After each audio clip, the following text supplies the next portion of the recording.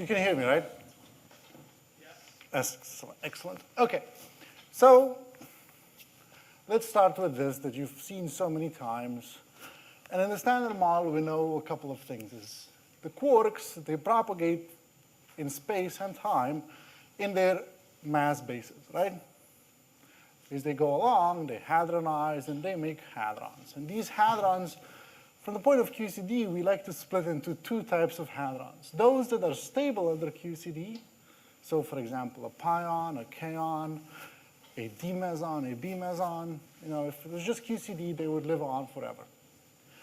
And those that are not stable under QCD, such as the resonances, the rho, the K star, the D1, and so on, right? Those that, if we just had QCD and put them there, they would typically fairly quickly decay into the stable hadrons. Okay. But these guys, they also do other things. Aside from interacting with other quarks through gluons, they also interact with these three guys, the doubly bosons, or specifically with the electroweak sector. However, they don't do this in the same basis that they propagate around. They do this in their weak interaction basis. And to get from one to the other, we need to rotate them with a CKM matrix. CKM matrix has a bunch of parameters. Today, we're really curious about one. This is VUB. It's got the nice feature of being the smallest and least known of the CKM matrix elements. And this is the flag review picture, to which I've added a couple of numbers just to have as a reference. So VUB we've determined from essentially three processes: B decay to a tau nu, a B decay to a pion and a pair of lepton and a neutrino, and what we call an inclusive B to everything hadronic and a lepton and a neutrino. And what you can see here is essentially this number goes about here, this number goes about here, and if we disregard this systematic uncertainty that's tackled on top of all the other ones, these two are quite inconsistent with each other. The question is, why? Now, we all might have our own answers in the head, but there's a clear way of figuring this out, right? Let's add a new process to all of this. And what could that process be? Well, let's start with the B to pi, right? The B to pi is essentially a diagram like this. We have a B meson here, we have a pion here. There's an electroweak process happening over here. And I can describe it fully through this matrix element decomposition, and that gives me essentially this vertex up here. There's been a lot of calculation on this. We have very precise calculations on the B to pi. About 3% or so is what we get. And by plugging it in, we get a branching fraction. By taking experimental data, constructing ratios, we come up with the VUB. But the point is, can we find something that's going to be similar to this? And the answer is actually straightforward, right?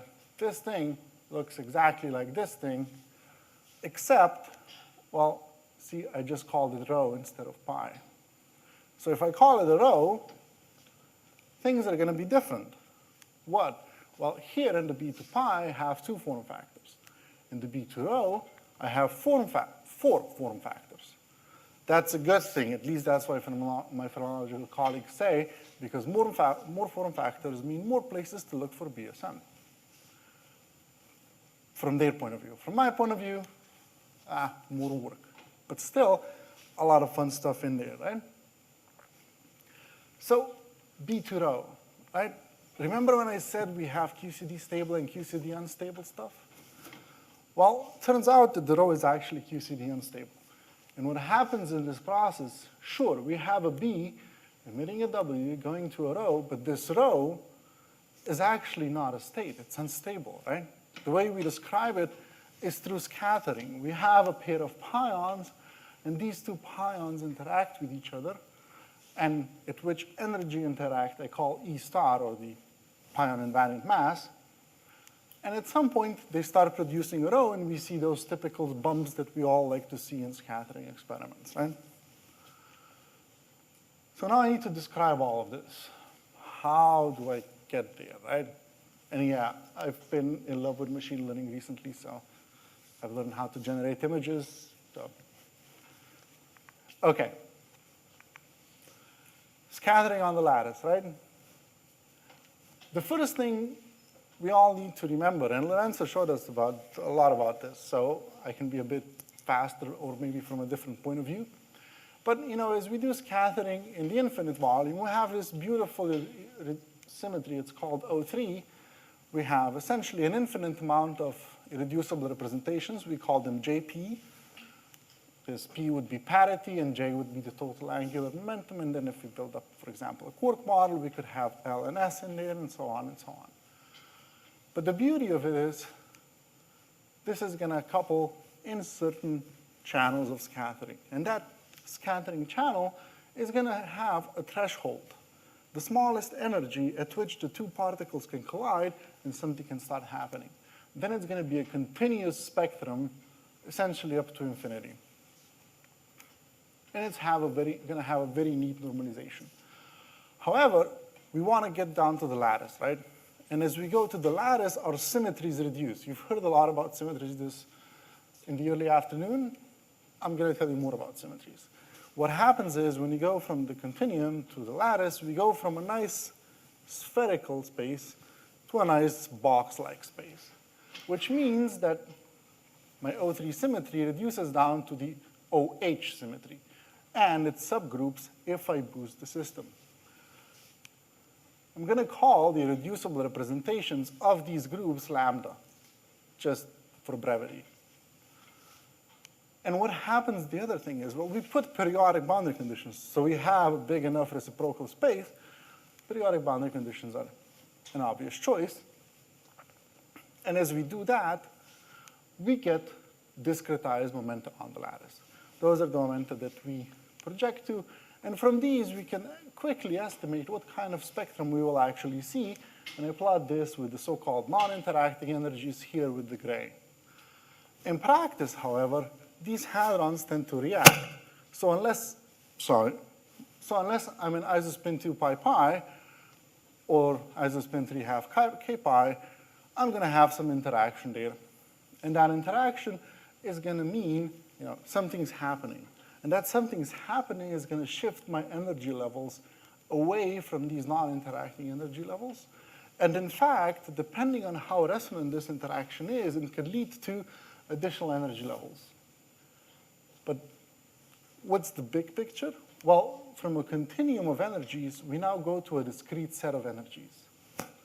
So now I know one thing. My lattice spectrum is a discrete set of energies. Can I just say energies are states? Well, not quite, right? Why not? Well, the way I look at this, if I take some QFT and I expand the two-point function in a finite volume as a geometric series of such interactions, and then this would be some generic type of interaction, let's say a K-matrix, and then do the subtraction of the difference with the infinite volume equivalent, I get this term. This term is essentially a sum of poles. These poles I can identify as my set of energies, right? But what do we remember out of complex analysis from when we were doing complex analysis, right? Each pole has two properties. The first one is its location, and the second one is its residue. And that is exactly the other thing that I need to be careful of. When I do three-point functions, I can do essentially the same type of geometric series, calculate all, but then when I do the difference to the infinite volume, I come up to this term, ARA. It looks neat, it looks simple, and this R essentially is the residue of that pole. So now I get to the big picture. Okay, my states in my finite volume are energies and their residues. And with that, I have just about everything that I need to do what I want. So what does a residue do on my state? Well, that residue normalizes it differently in my finite volume than in my infinite volume. So you know this as a calculation from the 2000s, or rather a theoretical paper from the 2000s by Lelouch and Lucier, where they very cleverly derived this factor and said, hey, look, when you do k to pi pi, that pi pi is normalized differently because of different transition probability. And in reality, you know, we've since learned how to do QFT on top of this, get a different interpretation, and come out with this.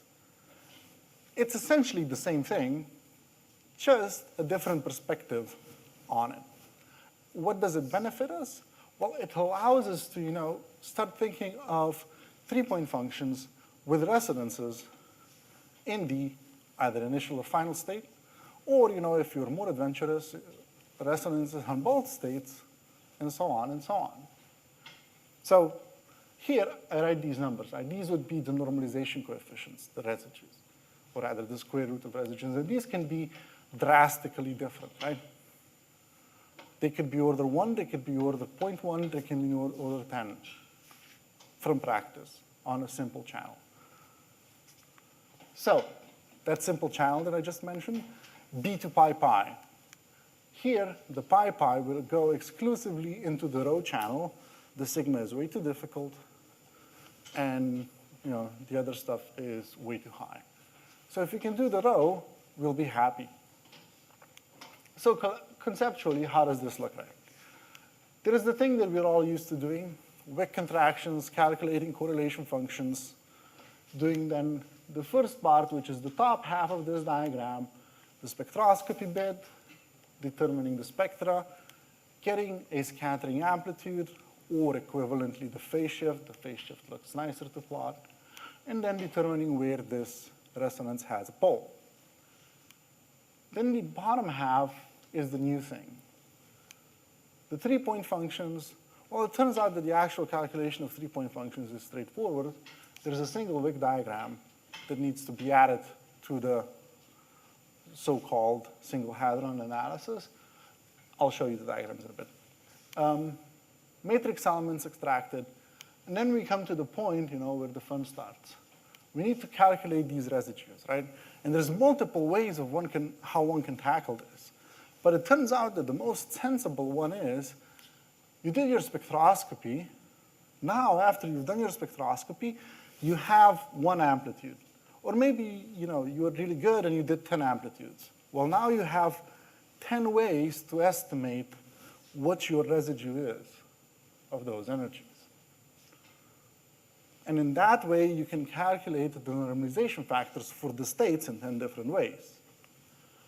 And as you do that, you can then construct the finite volume matrix elements and get out a transition amplitude. So the form factor equivalent, but now in the whole pi invariant mass and momentum transfer region. And out of this, you can then extrapolate the whole form factor to the rho pole, and you call it a resonance form factor. In a way, you can treat it as if it was an actual particle. Okay, conceptually, this is it. The three-point functions that we need to calculate are these two. The one where we have a B meson at the beginning, a rho meson at the sink, and a current insertion for each Tj in between. In this particular calculation, we use a plan mass of 320 MeV on an ensemble of a 0.11 Fermi, Clover-Wilson fermions with 2+1, yeah. And this current is O of A improved, but that's not the important bit now. The other diagram is such. Again, a B meson, this B meson goes to two pions, and these two pions have to have such momenta that they transform according to the irreducible representation I want them to be in. This is a table that I have written somewhere, and then I just picked them out, and that's it. And again, the current insertion. So if I look at the three-point functions, how they look like, well, you can't really tell them apart, right? They all look roughly the same. If you start looking them in detail, multiplying out temporal dependence, you start seeing that maybe some of them couple more to the ground state, some more to the excited state, but you can't really pick it out. So the specific choice here is, 4 operators for the pi-pi setup. And having these 4 operators turns out to be completely sufficient. And then what we're actually after is the matrix elements. So of those 3-point functions, I need to get the matrix elements that are going to be between the B meson and all the 2 hadron states I can get, right? I need all of them because greed is good. The more data, the better.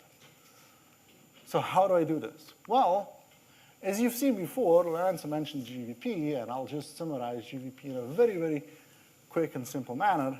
If I look at these 3-point functions, each of them, for each of the operators, it's going to have an overlap onto one of the states in the pi-pi spectrum.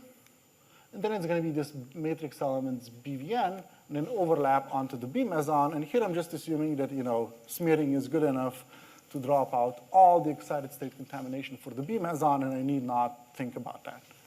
And then some temporal dependence, which is something I can multiply out. But then what I want to do is, I want to use GVP. And GVP has this wonderful property. The U vectors, that is the generalized eigenvectors of the GVP, and the overlap factors are orthogonal up to this not so nice normalization. So that is the beauty of GVP, and this is why it's important how you do your GVP, right? So doing your GVP in the sense that you solve on each time slice ensures that this actually holds exactly. If you fix your eigenvectors on a single time slice, sure, that might stabilize your spectrum slightly, but in the large time slices, you're going to lose this. So I do this, and then I get these BVNs out. And what I see here is in the short sourcing separation, there is still no sign of a plateau. Something's starting to appear here, and here the plateau is quite obvious, right? So, not very confident. And I say, look, I'm just going to fit everything, right? I'm going to take this as the beginning of my model, expand it, generate a bunch of models that are going to have a source excited state contamination, sink excited state contamination, and source and sink excited state combination. And the entire thing that they're all going to have in common is they're all going to have this overlap in there. So I do that, and I get a bunch of fits, right? These days, it's easy to get these amount of fits. We all just put everything on a cluster, let it fit, get it out. And then the beauty of it is we can use an AIC average to average over all these models and get essentially a grasp on how much contamination our fits have. So here, the green fits are to the 3-point function data. But then, as I said, I'm not very confident, so I took the same kind of ratio that Lorenzo was mentioning before and construct out this red data. The data is same as in the green one. It's just constructed into a ratio. And then that ratio is fitted. And again, same type of model variation. And from this, I get numbers, right? That numbers, however, I need to fit with something. And yeah, this is a big slide, so bear with me, please. Essentially, what I do is I take the Lorentz decomposition in the infinite volume, right? And I realize that in this Lorentz decomposition, this normalization, and this part over here, it's just math. I can bump that out. What is actually important is this transition form factor, V of V star and Q squared. And I pick a decomposition. Now, note that this is not the only possible decomposition, but it's reasonably well justified. Because what I wanted to do is I want this T of E star to pick out all the pole structure and the threshold structure, what I call the analytic structure, out of V. And to do this, I can simply put T in there. However, because this is a P wave amplitude, it's going to have K squared in it, right? We remember this behavior from intro to scattering. T is proportional to K to L plus 1. And I need to dump out one of the k's. So I now have just k behavior. This is why I divide out k. However, to keep full generality, I keep E star here. And then what I need to do is just build models for these. For the T of E, I built models when I was doing the row spectroscopy, and it's essentially just two models turned out to be relevant. The very naive phase space with P cubed over S, and then the one where I add the Blatt-White scope factors. So the Blatt-White scope factors are essentially a potential well that add just a little bit of dependence onto my decay width. For the Q-square dependence, I use a generalized Z expansion where, this is the Z expansion, and I add this term in the E star. So, just some additional dependence there in case I need it. And this way, I now have everything to build this finite volume matrix element. By then comparing my finite volume matrix element model with the data that I calculated, constructing a chi-square, I can then get this kind of results, right? So the plot here is essentially fitting that, and these histograms that you see is me taking the finite volume data and doing the inverse on it, so I have something that looks like data, and it looks nicer. But the fit here is actually to the matrix elements, and these are just projected onto here to show that they indeed go through. Okay. So now I have a bunch of details because, as I said, I'm not very confident, and I like to put a lot of things through everything that I can. And like I did with my 3-point functions, I also fit a multitude of models for my F. I'm not going to go into details about which kind of models I put. What I see there, here is a summary of all the models. There's 10 of them. What we do see is that there is some E star dependence. It's not very big, and this we understand simply from the kinematics of the beam meson decay. And there is different E star dependence between the two Breit-Wigner parametrizations. That is a curiosity, but I think that is essentially a point that you cannot get away with just a single pi amplitude. That you really should probe as much as you can, and the best you can do is more. And then we pick one of these as central. So this is essentially truncation of the Z expansion in the first order of the Z polynomial and in the first order of the E star polynomial, combined with the Breit-Wigner 2. That is the one with the Blatt-White scope factors. And we call this the central value, and then the other ones I just use as a minimal square difference to estimate the model uncertainty. And yes, you're going to say, hey, you just did AIC before, why aren't you doing AIC now? Well, I'm not all that certain that I can actually do AIC here because I do not have that many shared parameters. So I do them in a square way. And what I can get here, just to give you an estimate, right, this is the region where I have data. So between 5.9 and 6.9. And the value at 6.9 has an uncertainty of 4% statistical, my central value. I can drop that by about half if I go cherry picking my parametrizations, and about 6% model dependence, which gets me to roughly at the point where the experimental two values were for VUB. So I'm kind of happy where I'm at, right? Well, not quite, because this is one form factor. There's 3 more, right? But not today, because that's just a bit too much. We've looked at the vector transition amplitude, and we're on an interesting path, I think. We have similar uncertainties as FLAC does, which makes us quite happy, and I think it's really cool that we can actually do this to the precision that we need to be relevant. And I think this is a great start to a better understanding of the standard model, although I think there's still a long path ahead because, as you just heard, not just renormalization, also continuation to physics. MPI has to be physical. We're at 320 right now. And A has to go to 0, so that is a continuum limit. But this turns out to work well. This opens up a very interesting pathway up into the hills, B to SL plus L minus, rare B decays, those are always cool.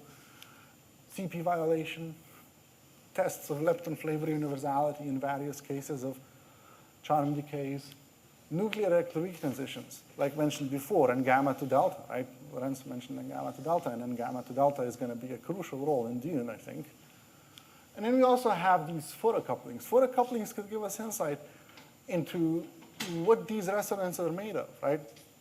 Perhaps not the same kind of insight as nuclear structure does into the structure of the nucleon, but the first steps towards seeing what they are and knowing more about what surrounds us. And that's it. Thank you.